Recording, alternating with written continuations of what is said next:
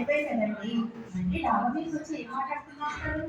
అంటే కిందన అందరి మధ్యలో నాకు చాలా సిగ్గు మాట్లాడాలంటే, అందుకోసమని డాబా మీదకి వచ్చామనుకోండి, మనతో చక్కగా హ్యాపీగా మాట్లాడుకోవచ్చు కదా అన్నమాట.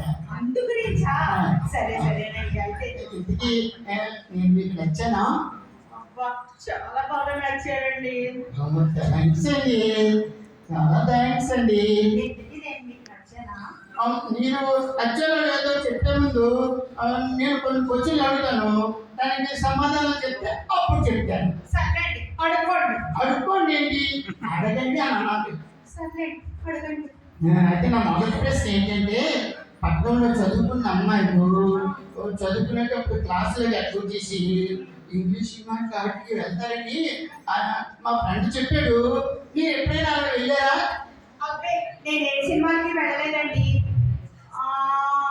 ఆలోచిస్తుంటే ఒక గుర్తొస్తుందండి. ఒక్కసారి వెళ్ళానండి. ఏంటి, ఇంగ్లీష్ సినిమాకా? అబ్బా, ఊరుకోండి. ఇంగ్లీష్ సినిమా అడుగుతారు కాదు.